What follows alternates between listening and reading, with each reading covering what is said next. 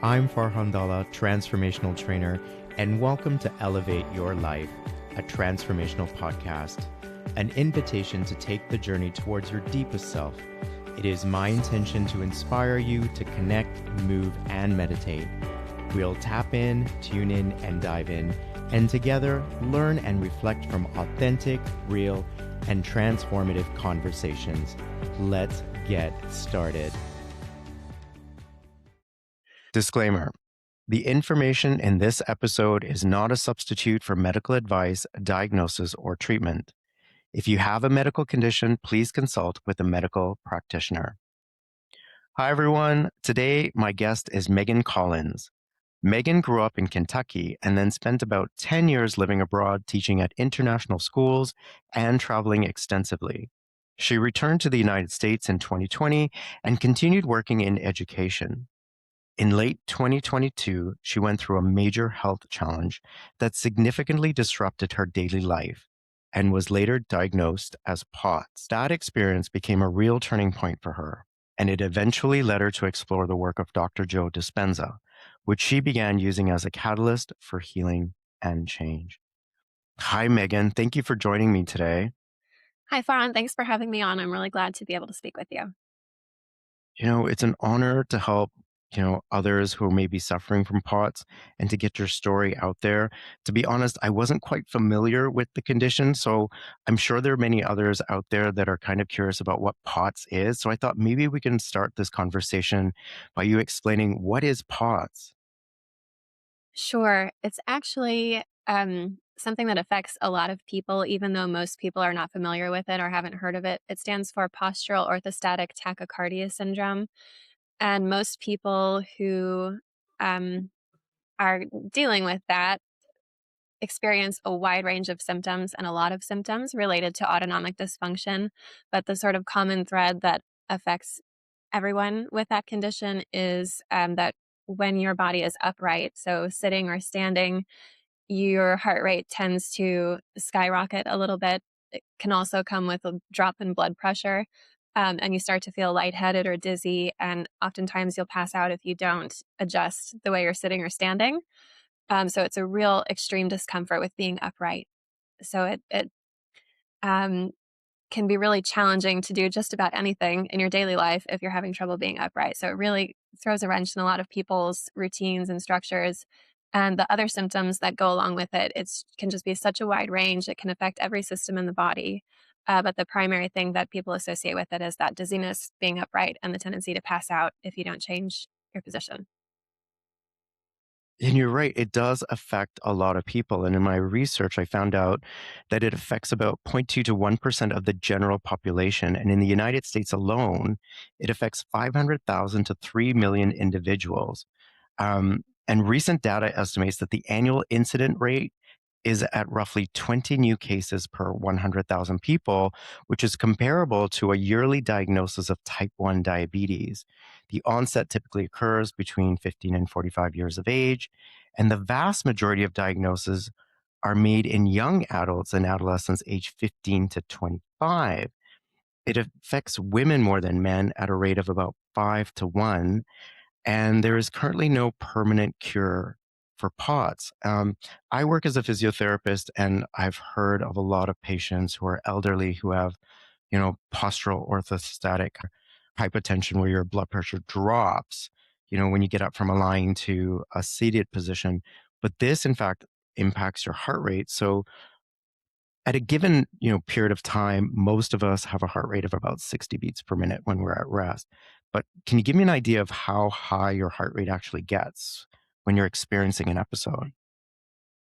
In my case, when I was given what's called a tilt table test, where they sort of measure your physiological reactions as you're being tilted from supine to an upright position, my blood pressure dropped to about 48 over 36, which is very dramatic. And that would happen within 3 to 5 minutes.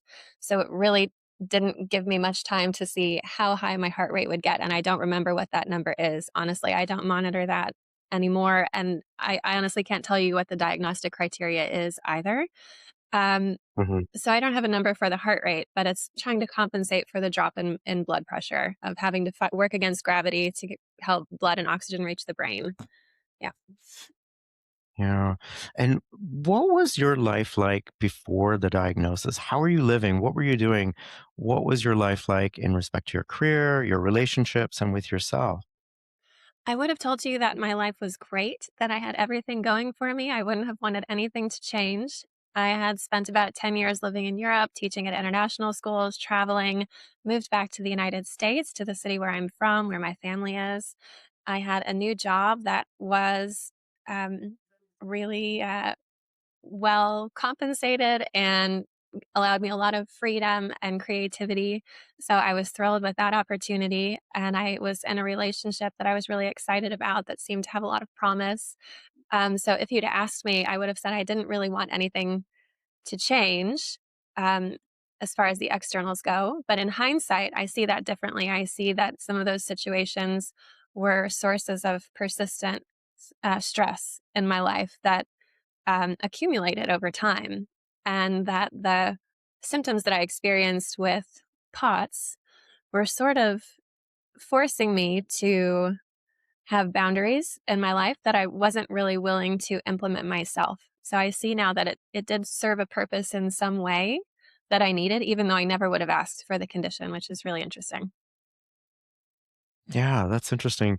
What were your symptoms and how were you eventually diagnosed?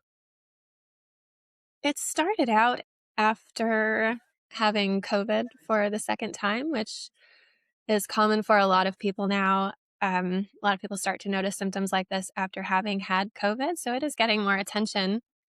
And I just started to notice that when I would just be standing up, I would feel like I need to lean on something. I would feel like I need to lie down. I would get sort of shortness of breath when I wasn't doing anything particularly strenuous. And then I started to have episodes where I felt like I'm about to pass out immediately unless I lie down at seemingly random times. So it was very unexpected and unpredictable. It really caught me off guard. And the unpredictable element of it kind of adds fuel to the fire because it makes you feel like, well, I never know when this is going to happen. How do I plan my day? How do I be reliable at work or with things that I've committed to? You feel like it's difficult for you to be dependable to other people, which was really hard for me because I considered that to be a big part of my character. So yeah, I'm sorry, I forgot what the question was, what my symptoms were. Yeah, no worries. Yeah, what were your Yes, symptoms and how were you eventually diagnosed? So you're having these symptoms, you're thinking, I'm lightheaded. Did you go to the doctor? Did you have it right. investigated? Because that can be pretty alarming, right? So I Especially did if it's have these happening episodes that unpredictably. right. I didn't sort of notice just a funny feeling around my heart, and I made an appointment with my doctor, but wasn't anything urgent. And then right before that appointment, I had an episode where it really scared me. I couldn't get up for a while. I was shaking. I was feeling like something is very wrong, but I don't know what. And so I went to my primary care doctor the next day, and he ran the normal tests, EKG and checking thyroid, and all of my blood work. Everything on paper looked normal. So he didn't really know what to tell me. So I kind of thought maybe it's a fluke and I just carried on. And then a week later, I was on a work trip in New York City and the same thing happened and it lasted for longer. And it scared me more because it lasted for so long. And so I ended up going to the emergency room and again, they couldn't really find anything on paper that would indicate there's actually an emergency, even though when I stand up, I feel like I'm having an emergency. So it was kind of a long process. And for the average person who's eventually diagnosed with POTS, it takes about 6 years for them to get a diagnosis because the symptoms can be Really? so elusive and many doctors don't connect the dots. You know, it's hard also as a patient sometimes to know what is all connected that you're experiencing. So I also had headaches, I had light and sound sensitivity, I had like pulsation in my ears, I had nightmares, I had weakness in my voice, cold sensitivity, total loss of appetite, exercise intolerance. Um, yeah, it can just be so many things that you almost don't know how to describe your experience even to a doctor, and they sort of don't know really what to tell you either. So eventually I was referred to a cardiologist who did the tilt table test, and that's what indicated that it would be POTS and vasovagal syncope. That cardiologist also referred me to a specialist clinic in Tennessee that I saw a few times. I participated in a study with them, but none of the doctors suggested to me that there might be a way to heal from it or a way to cure it. It was just that you can take medication and you can try to cope with this with your lifestyle by wearing compression stockings and abdominal binders, take salt tablets.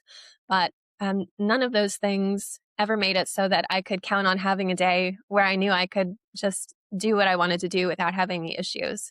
So even when I was doing all of the externals and even things like acupuncture, craniosacral therapy, infrared, sauna, all of the external things that you can try, and I felt like I was maybe getting better, the percentage to which I felt like I had improved never really went up. So I didn't really have an accurate read on things. It was still the case that every day I would experience a lot of symptoms, maybe not all of them. And it was still the case that I never knew what was going to come up for me on a given day.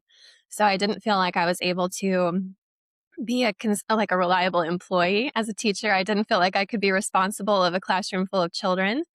So it really posed a prolonged problem. It kind of, my life kind of revolved around what I felt like I could do with this condition. So it dictated a lot of decisions. Hmm. How are you able to function just day to day with things like getting dressed, cooking, cleaning, driving, getting groceries, and all the things that you need to do on a day-to-day basis? Like, how are you impacted by POTS? It was really a struggle from start to finish. I didn't sleep well, which doesn't set you up well for the rest of your day. I had um I had trouble standing up long enough to take a shower with the heat of the water. I had trouble standing in front of the mirror to get myself ready for the day. Trouble standing in the kitchen long enough to cook myself meals, and trouble just like going up and down the steps to take my dog out if I needed to. So really things that you normally don't even think about, those all became big issues for me. I kind of had chairs all over my apartment at the time, and I had to tell the family that I was working with that I wasn't going to be able to homeschool the child that I was responsible for teaching at the time, which was really hard for me to do. But when I said that, I actually felt relieved because I felt like I really needed to put attention on taking care of myself, and I didn't want to have to perform to deliver results for someone else at my own expense. So even though I never would have wanted to have to do that, I was relieved to be able to bring some attention and energy back to myself and my own needs. Hmm. I imagine it must have been really hard to even maintain any sort of a social life. It really was. And it's not something that you want to just share with everyone. Listen, guys, I'm going through this really difficult health crisis at the moment where I can barely get out of bed. It's not something you feel proud of or happy about. Um, but at the same time, if you don't explain it to people, it can seem very odd, your behavior, that you can't just do normal things. So if I wanted to go to a concert with a friend, I would have to say, all right, I think I can do this. But what I need in order to say yes to this is for you to have a backup friend who will go in my place if on that day I'm not able to go. And that's what I needed to have in order for me to not feel stressed about, well, what if I am not feeling up to it and then I'm letting this person down and they don't have anyone to go with. So it was a good exercise in boundaries and asking, like, what do I need in order to make this okay for me? So in that sense, it was Mm. actually good practice. And were the medications helping at any point? Like, did you feel like they were supporting so that you could function at all? It sounds like you were quite impacted by this in all areas of your life, but were the medications helping? I was really resistant to trying medication. I didn't like the idea of something messing with my vital, like my pulse or my heart rate. I didn't want anything to interrupt that feedback loop of me knowing what's actually going on naturally without anything external. But at some point, after I'd been to the clinic in Tennessee a couple of times and they prescribed me a beta blocker and a steroid, one to lower the heart rate and one to increase the blood pressure, I kind of pushed back and said, okay, so I can just take this as needed, right? Like when I feel like I need it. And they said, okay, Megan, lie down for 5 minutes and then stand up for 3 minutes. And I couldn't do that. And this was just a normal day when I thought I felt fine. And they said, it seems like you need this all the time. So I thought, okay, I better try it. Maybe I've tried everything I can think of besides this. I'll give it a go. The steroid, I really felt terrible on. I was already kind of hyper vigilant and on high alert. And I felt like it just increased that for me. It made it harder for me to sleep and to feel relaxed. But the beta blocker, when I took that, I actually burst into tears because I realized that up until that point, I had been feeling my heart pounding in my entire body all the time, even when I'm lying in bed trying to sleep at night. And I had forgotten what it feels like to just not really notice that your heart is beating, which is how it should normally be, that you go about living life and you're not constantly distracted by this pounding feeling in your whole body. So I got a huge feeling of relief from that temporarily. And it did help me to kind of calm down from the fight or flight response and to start to shift from thinking not only about how I might not get worse, not only how I would cope, but maybe how I could get better. And by this point, it had been at least a year that I'd been really struggling and doing everything I could think of. And I was starting to piece together that there was a connection between the physiological symptoms that I was experiencing and other things in my life, stress, thoughts, feelings. And I didn't know how all of that fit together, but I had a really strong instinct that there was a bigger picture that none of the doctors were really aware of. And I did try to tell them, I suggested that when I was at, the specialty clinic, and they kind of, uh-huh, okay. And then back to what they were saying in the first place. But Hmm. it sort of cleared up some space for me to be able to look into what might be a more holistic approach here, which was a Yeah, real we'll get turning to that point. in just a sec. Yeah, I wanna get to that. But before we do that, I wanna know if you wouldn't mind sharing, did you reach a low point, and what was that like?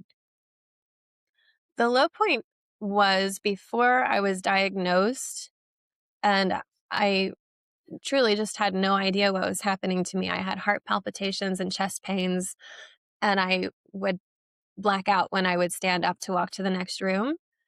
And the more you experience that, the more scared you are to get up and live your life. And then the more you kind of stay in bed or do nothing, the more deconditioned your body gets. So I had started to just feel really weak all the time. My family was worried about me. And I thought, right now, no one's telling me what this is, and no one's giving me any hope that it will get better. I have no idea how to make it go away because I don't know what's causing it.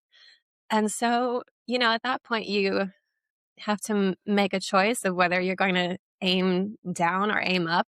And it pushed me to the point where I knew I needed to aim up, even if I didn't have proof or I didn't have some kind of concrete reason to know that it was going to get better, that I had to believe that. So that was kind of the first Mm. internal shift where I thought, okay, I can just spiral downward indefinitely, or I can start to spiral upward. Yeah. And thankfully that you trusted your intuition and decided to explore that there was more to this. When you started to look, as you said, towards your thoughts, your stress, your lifestyle, and you turned to Dr. Joe Dispenza. And for those who don't know, Dr. Joe is a chiropractor, author, and lecturer, and he's known for his work on mind body healing, neuroscience, and personal transformation, blending quantum physics with ancient wisdom to teach people how to change their reality through meditation and changing beliefs, stemming from his own recovery from a spinal injury. And Dr. Joe has retreats where he teaches this material. And I'll leave the link where you can learn more about Dr. Joe and his work in the notes. But how did you learn about Dr. Joe, and what made you decide that this was the route to your healing? What's really interesting is that about a year before I read his books, I had had a phone call with someone I didn't know from a Facebook group. I think it was for the lion diet. I tried all the different ways of eating, everything that you can sort of control to see maybe this is the fix. And there was someone in that group who had said, you guys, this diet did help me, but it didn't cure me. There's more to it. There's a bigger picture. I can't articulate it here, but if you want to have a phone call, you can call me. And for whatever reason, I thought I'm going to talk to this person and see what they're saying. And he talked about having done the work that Dr. Joe teaches about and going to a retreat and having a really intense healing. And he wasn't exactly the same as me. So there was some skepticism in my mind, like, well, maybe he was dealing with something different, which is something a lot of us tend to do in these situations, look for reasons why it might not work for us, why we might be the exception. And that was sort of the frame of mind that I was in at the time. So I listened to it. I was happy for him. I believed him that he had had this shift, but I didn't investigate it further because I was still kind of in the mode of, no, this is actually not something inner. This is something external for me. But a year later, I came across that information again after having spent some time doing the Primal Trust program, which taught me a lot about nervous system regulation and helped me understand how my my daily life, my reactions had contributed to what I experienced as this syndrome. But anyway, I came back around to Dr. Joe and I thought, oh, yeah, this is what that person was telling me about. I think I want to read those books. So I read Breaking the Habit of Being Yourself first, and then later, You Are the Placebo, and then Becoming Supernatural. So I started doing the meditations as I was finishing up Breaking the Habit of Being Yourself, which was very difficult for me. I thought I had been meditating prior to that, where I was just, laying down on my yoga mat, trying to relax, focus on my breath, clear my head, not get wrapped up in anything. But it was kind of devoid of intention. And I realized I needed to have this intention of changing. And it became clearer and clearer to me all of the ways in which I needed to change. So step by step, first it was just an awareness and kind of that theoretical knowledge that Dr. Joe talks about and making myself do the practice, even though it was really uncomfortable. And then over time, it started to become more and more of a powerful tool in actually changing. Hmm. And would you be able to break down what you did to heal? So you did the meditations, you read the books, but how did you apply the teachings? And when did you notice, this is a two-part question, that you were starting to feel better? Okay, let me think about the first part first, which is how did I heal? Well, How did you as I was apply? as I was reading the books, it started to become more and more clear to me the ways in my life that I had felt like a victim, or the scenarios, the situations when I had felt helpless, hopeless, dependent on other people, other things to change in order for myself to feel better. And I realized that I needed to take responsibility for every situation where I had felt resentment and anger and unfairness, or like I'd been treated unfairly, which doesn't mean that, you know, no one else ever did anything that could be criticized, but it means that for myself, it's my responsibility to take care of myself, to meet my own needs. And if I'm in a situation that I'm not happy with, I can do my best to change myself, to communicate, to work with other people. But if I'm not able to create the change that I desire, then it's my responsibility to remove myself from it. So that became empowering. I had a lot of anger under the surface that I really wasn't aware of. And I realized the healing kind of nature of letting that energy go and how much that harms you to kind of hold on to it. So part of it is like learning to take responsibility in order to release the victim mindset anywhere that it kind of crops up in your life. And the meditation piece of it, to me, meditation was the practice of not only sort of blocking out the sensory input of sight, sound, everything that you experience here during your day, but also forgetting temporarily, at least, the things that you've memorized about yourself, what you could list on your CV, how you might describe yourself to someone, what other people think about you, remembering things from the past, imagining things from the future, to just tune all of that out. And eventually what you're left with is just your spirit. You're just existing and you're in the present moment and it feels blissful. And the more you teach yourself that that's possible, that when I'm just existing, I experience myself as good, I experience love, I experience joy, the more you learn to trust yourself that you're okay without any one particular external attachment. And the more time you spend in that space, the easier it gets to keep that feeling and that confidence and that knowledge of who you are as you go about your day. Um, so it becomes easier to say no to things that you don't really want to do, situations that don't really serve you, and you become less fearful of saying yes to the things that you really want to do, that you really do want to pursue. So it sort of clears up your internal compass of being able to follow your intuition and follow your heart and sort of be guided by love rather than fear. Hmm. Was it hard to meditate initially? I think someone with your condition, I can imagine there may be some challenges, but how did you accommodate for some of the symptoms that you were having, and how did you overcome that?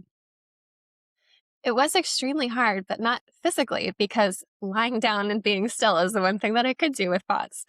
But mentally, I would have wanted to find every excuse imaginable to not do it. I would have wanted to find every excuse possible to get up in the middle of it and stop doing it because there is just something in us that's very resistant to change. Where even if you're, imagining the worst case scenarios, at least there's something there that feels predictable and in control. So there's kind of it's like taming a wild stallion. I think Dr. Joe says that it's the hardest in the beginning to create a new habit. Mhm, But every time you do it, you make it easier for yourself the next time. And every time you don't do it, you make it harder for yourself the next time. So my goals in the beginning were small. It would be like, I just want to meditate for some amount of time, even if it's 5 minutes. And I would gradually increase that every day, but also because I wanted to, because I started to feel better, not only while I was doing it, but for the rest of my day. Um, mhm, Yeah, and it was also a relief because the rest of the day, I had been suffering a lot. I had been mentally thinking a lot of negative thoughts habitually from the time I woke up to the time I went to sleep, and not feeling the feelings that match those negative thoughts. So meditation was kind of an escape from that, which was hard to get into, but really good once I got the feeling of it. Yeah. mhm. And did you attend any of Dr. Joe's retreat? I did. I attended the retreat in Cancun. Would have been about a year ago now. It was a week long, and that was after I had been meditating for about 6 months on my own, and while I felt like I was getting better, I had felt like I was getting better the whole time, but I was still having trouble every day. Um, and I had tapered off some of the medication, but I was still kind of needing it here and there, and I was still planning my day and kind of my life around the fact that I had this unpredictable thing going on that I just needed that to be like the first thing that I managed before I commit to anything else. And the week before I went to Mexico, I had an appointment at the specialty clinic where I had another tilt test done, and I was thinking maybe I can do this now, but I failed it miserably again, despite me still starting to do the work and everything. I was kind of discouraged by that. But I went to the retreat in Mexico, and every day with the meditations, I felt like I was able to experience something on a deeper level every day. So I was having new experiences, but I wasn't really feeling energy moving in my body. And I was still having a really hard time letting go of the analytical mind. I would still be thinking a lot during the meditation. So I was like, I know I'm getting somewhere, but I know I'm not there yet. Um, it was kind of a breakthrough when we did the walking meditations on the beach because, well, I knew there were going to be walking meditations. I thought if I need to just sit down, I can. That's no big deal. I didn't realize they were standing at the beginning for maybe 30 minutes, I want to say. And that is Mhm, harder for someone with POTS than walking because you're not using your leg muscles at all. And you're in the direct sunlight. And there's the heat of Mexico. So all three of those things, any one of them alone could have made me pass out. And I was able to do them without any any problems. So I feel like that was a big shift in me being able to trust myself that this is possible for me. And I almost realized it after the fact because um, sometimes when you know something is coming that might be difficult, you're preemptively worried about it. And the worry can make it more likely that you're going to experience symptoms. In fact, that's usually how it goes. But the fact that I just found myself doing it and then after the fact was like, wow, I can do this now. I can do this. This is great. That was a big deal for me. And then I was also a Healy at the end of the week. And what that experience was like for me was that each day, there were 3 consecutive days of it. The first day, I could feel the energy moving kinda up to my knees, the second day, a little bit further, the third day, a little bit further. So that was the first time that I could really actually sense this energy moving in the body that everyone's always Mhm. talking about, so I was really grateful for that. And my last night there, after everything had finished, just kinda laying in bed to go to sleep at night, I could finally feel it moving in my whole body. And I was just like, "Okay, I'm happy, I'm happy." This is, felt like I got a jump start on being able to Right. continue and do everything myself from there. So for those who don't know, could you explain what being a Healy is at a Dr. Joe retreat? Sure. On the last few days of the retreat, there is one session at the end of the day where I think the ratio is about 6 to 1, where 6 people will be healers and 1 person will be a Healy. And it's a practice of using the love in your heart and channeling that kind of energy towards someone who's really in need to help them overcome something in their life. And it could be anything. You don't know about what the person is going through, but you're just sending them healing love, healing love. And people have really different experiences with that. You hear all kinds of stories. I didn't have any preconceived expectation. I just tried to be open. And the most powerful thing for me was walking into, well, I don't know about the most powerful thing, but it was really powerful walking into the room because on your way in, everyone's outside the auditorium with their hands on their heart and they're sending you these feelings of love when they don't know you. They don't know anything about you. So to just be totally enveloped in strangers, sending you all the love in your heart is overwhelming and it's really powerful. And it makes you want to just go in there and say, okay, I have an open heart. I'm open to receiving and I'm not going to let Mhm. anything block me from that. And Dr. Joe also says, if you're having trouble forgiving someone in your life, think of something that you wish you could be forgiven for and offer that person the forgiveness that you would like to receive for yourself. And that was also really powerful, I think, for a lot of people. Yeah. Mhm. Yeah, and so what you're referring to is called coherence healings, and Yes. they're available to people virtually as well. So if anyone is in need of healing, they're free. There's volunteers every day offering healings. You just go to Dr. Joe's website, and if you are in need of healing, you can definitely sign up to be a Healy. I've been on the receiving end as well and been a Healy, most recently in Cancun as well, at the advanced retreat, and I've also been a healer. And to sort of, to your point about the experience of walking in the room, the first time I walked into a coherence healing was in Orlando, and just feeling the energy in the room and that love, I burst into tears. Like, I could Me too. not explain the emotion. Yeah, I was like, even though I wasn't a Healy, I sat next to another healer, and that poor lady had to put her arm around me and console me because I was just so overwhelmed with emotion, and I couldn't help myself. I didn't know what was happening. I've never experienced anything like that.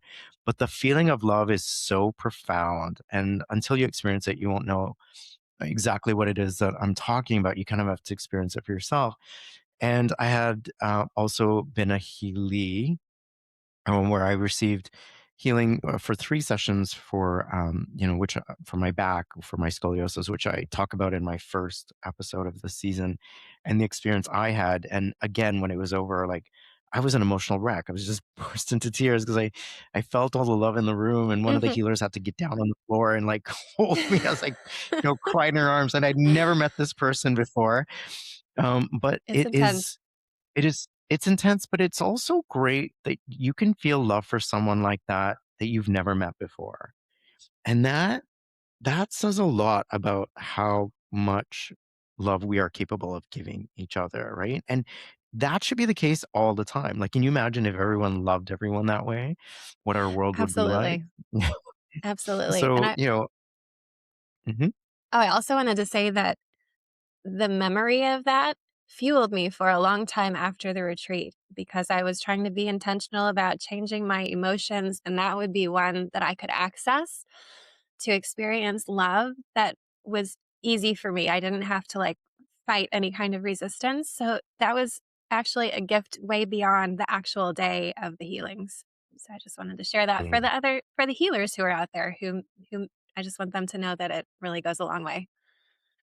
It does, and one of the ways I've been trying to practice that or stay in the frequency is if I'm standing in line at the grocery store, I'll just, put one hand on my heart and just send it to the people in line, or if I'm stuck in traffic or, if I'm in a line anywhere or out in a mall, and they don't have to know what you're doing, but just Right. the feeling of bringing more consciousness into the world by knowing that you're in some way making a difference, but you don't necessarily know how, but you Mhm. are making an impact in some way, because much like in that room, everyone is capable of feeling that frequency. Like, you may not know where it's coming from, but you might feel good for no reason at all, but it could be the person that was standing behind you at the grocery store giving you love. But that's the kind of impact that you can have by doing this. So we'll leave Absolutely. that with our listeners to try and see, what experience they have with that. And feel free to message me or comment after and let me know what your thoughts are or your experiences are. But Megan, I kind of want to know. So, was Cancun, that walking meditation, sort of a turning point when you started to feel better? Like, and and also, at what point in your day to day life did you start noticing that you were feeling better? What had changed? I definitely noticed in Cancun that it's possible to overcome the symptoms, which I didn't really have proof of before then. Like just standing that way in the sun and the light, that would have definitely made me pass out before. So I thought, okay, now I have something concrete that I can hold on to. And now the sky is the limit. Now I think everything, it's possible to overcome all of it. So it was a turning point for sure. Um, and I also had experiences during the meditations at the retreat that would be, sitting where I'd feel myself kind of fighting. I'd want to kind of hunch over like this, and I'd feel like, oh, this is how I am when I feel like I'm going to pass out. Like I just want to be on the ground. No. And I had this real tug of war with positions, and I started to recognize that it's a lot more about association than cause and effect, which is one kind of key thing that I want to express to people who might be struggling with something similar. That there's a real fixation on finding the root cause and cause and effect. And if you can kind of shift your attention to think more about what's correlated than what's causing, it's going to be more helpful.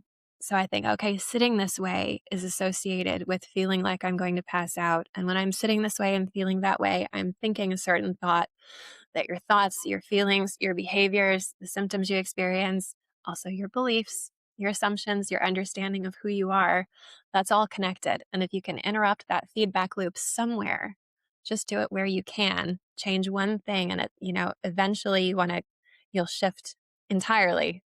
Um, so that kind of clicked in Cancun. And then can you remind me what the next part of that question was? Mhm. And when did you start noticing that you were feeling better day to day Oh, and right. just your day to day activity? Getting dressed, getting up from bed, cooking, cleaning, all the Right. things that we need to do.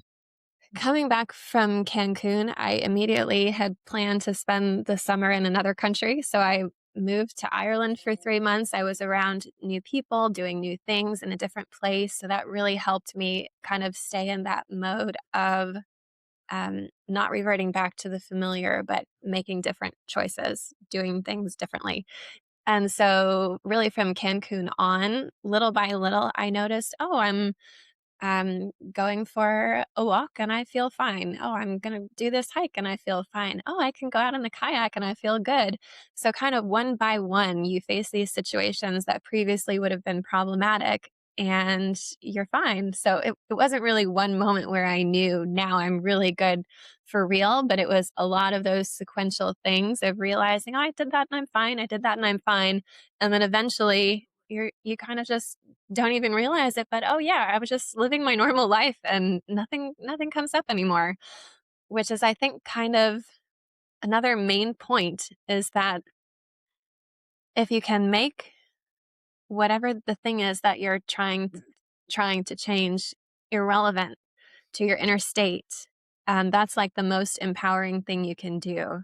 So I was just living my life and I wasn't thinking about the condition or the symptoms or anything, and you just kind of notice in hindsight, oh yeah, it's totally gone now. Actually, I don't have any reason to think that I have this. From the outside and from the inside, I'm just living life. And how do you feel today? I feel great. I feel really thankful. And it's funny to think back about, when I was just kind of laying in bed all day and feeling like if I could just have this one thing, if I could just have this one thing go away that feels impossible, I would have it all, and then everything is possible. And now it feels almost like no big deal that that I overcame it, which is really amazing that it seemed so monumental at the time. And now it's like, yeah, I just changed.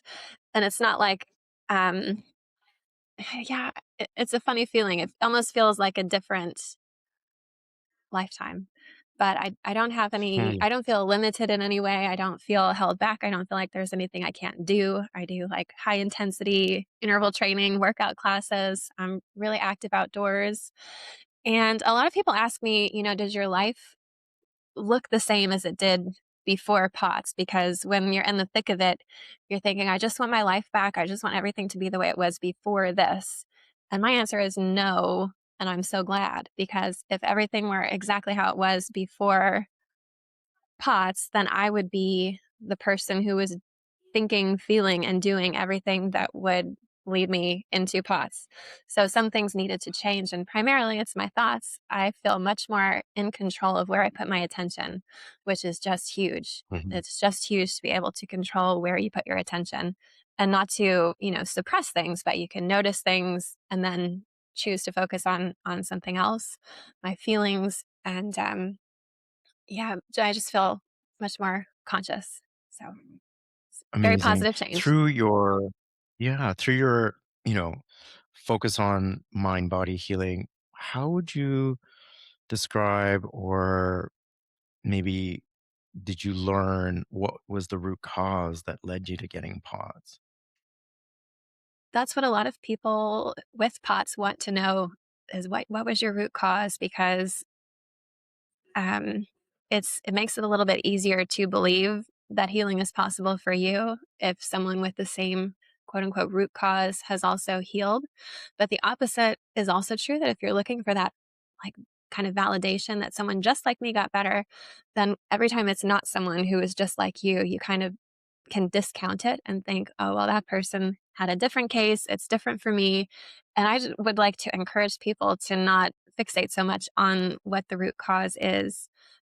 Because, first of all, like the symptoms are going to be different for everyone, because there are so many different ways it can affect you that no person is going to have exactly the same experience that you had. So you'll always be able to find that difference that allows you to discount somebody else's healing if you want to. And the other thing is that while there can definitely be these different events that trigger a flare or kind of a spiral, or be the like the final thing that caused things to become much more pronounced. I would say that the real root cause, I don't want to say for everyone, but it seems like for most cases, is just that there's more stress than your body is capable of handling. And it's a lot of the externals are like trying to reduce the amount of stress in your life, but what really needs to happen is a shift in how you relate to stress.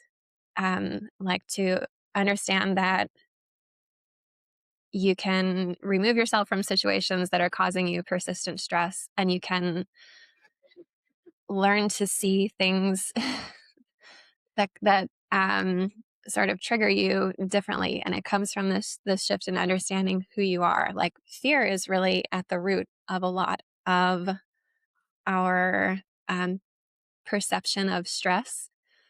Stress is like a perceived threat that makes you feel in danger or unsafe, even though that can mean so many different things.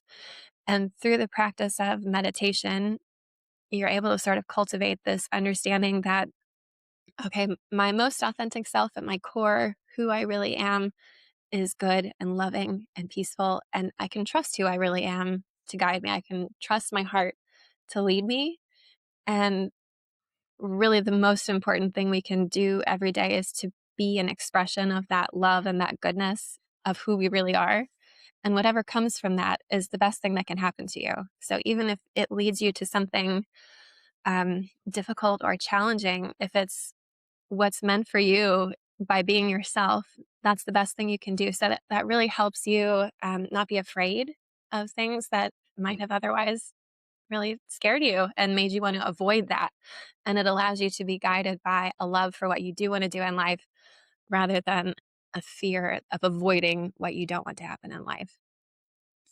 So it's Right. like a really big kind of paradigm shift about stress, fear, identity, and all of the more surface level talk about, well, it was COVID, it was a concussion. Of course, those things can happen and they can have, those are like big stress load things. But I think they don't usually cause such chronic problems without an underlying um, difficulty coping with stress in general. Very important point. And our mindset on how we view and perceive ourselves in our lives is so critical. And it sounds like there's been a huge identity shift in you in regards to that. How would you compare your new self versus your old self? Hmm. That's a good question. There are a lot of differences. I would say my old self was very much rooted in the analytical mind, and I would have said I pride myself on that. Mm, and I was a little bit. Um, I would discount the intuition of my heart, so I was a little bit disconnected from my heart and not really trusting of my intuition, indecisive, and I had a lot of success with trying to control outcomes, which I hate to say, but it's like, I was successful in a lot of things where you're trying to get from A to B by doing certain things. And that had worked for me for a long time. So I am much more detached from the outcomes of trying to get a certain thing by doing a certain thing, much more focused on treating things as ends in and of themselves rather than means to an end. So I'm in tune with my intuition. I am a happier person. I don't feel victimized by other people, other situations, and I feel more in control of my attention, of what I focus on, and I feel much more hopeful, optimistic, and confident about what's possible for me in my life. So I feel unlimited. Yeah, that sounds so empowering. And I think then the message that I'm, hearing from you is how important it is to feel empowered. And that's really coming across in everything that you're saying. So I really appreciate that. Um, what what have your doctors said about your, current body and healing? I haven't been to the Because I doctor. imagine during those first cardiologist meetings, they're like, "This is going to be your life. You have to be on medications, and you'll just have to learn to live with it." And you're doing more than that. You're doing high intensity interval training. You're living life. Like, what have your doctors said? I honestly haven't been to the doctor. I haven't needed to go to the doctor. I don't see the cardiologist. And I mean, why would Right. I? I feel good. I don't have any symptoms. I'll have to get back to you on that. Um, but yeah, I look forward to sharing that with them. Yeah, and I'm not suggesting you should, but I would be curious as to what their thoughts were as far as like, here you are, you're obviously living life beyond POTS, and I'd be interested to see or hear of other cases if that was possible. And if not, you could be the example to these doctors and in the medical community of a community of what is possible when you do this type of work.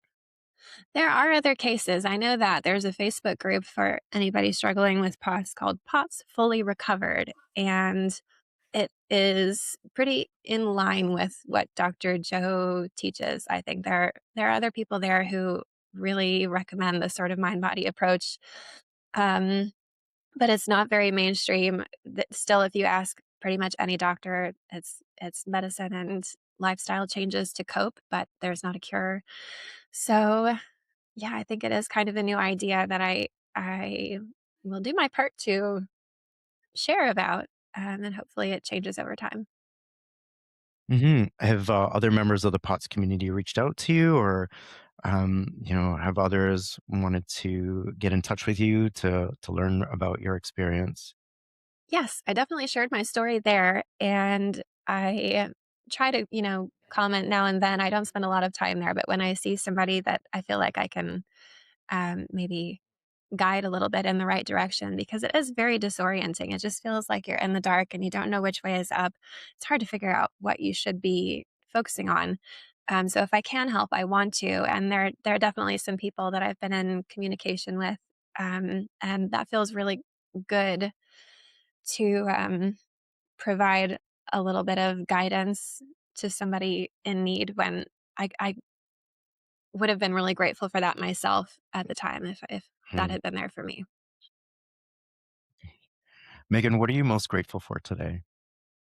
I'm most grateful for no single thing, but just the shift in myself of being able to trust myself and being able to believe in unlimited possibilities for myself, and to have that feeling of victimization switched to a feeling of empowerment. Hmm.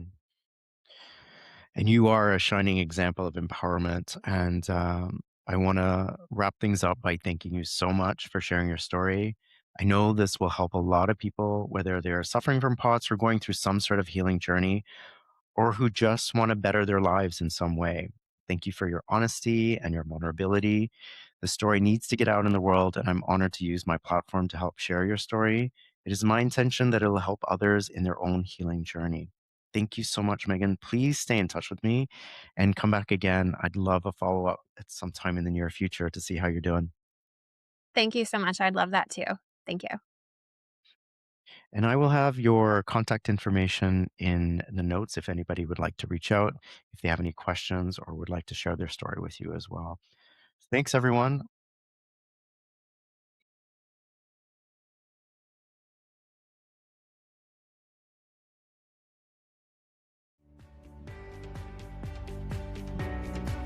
I'm Farhan Dalla. Thank you for taking the time to listen to today's episode of Elevate Your Life, a transformational podcast. I hope today's conversation has elevated you in some way and inspired you to connect, move, and meditate. I'd really appreciate your support by following and rating this podcast. Come back soon and join me for another transformative conversation.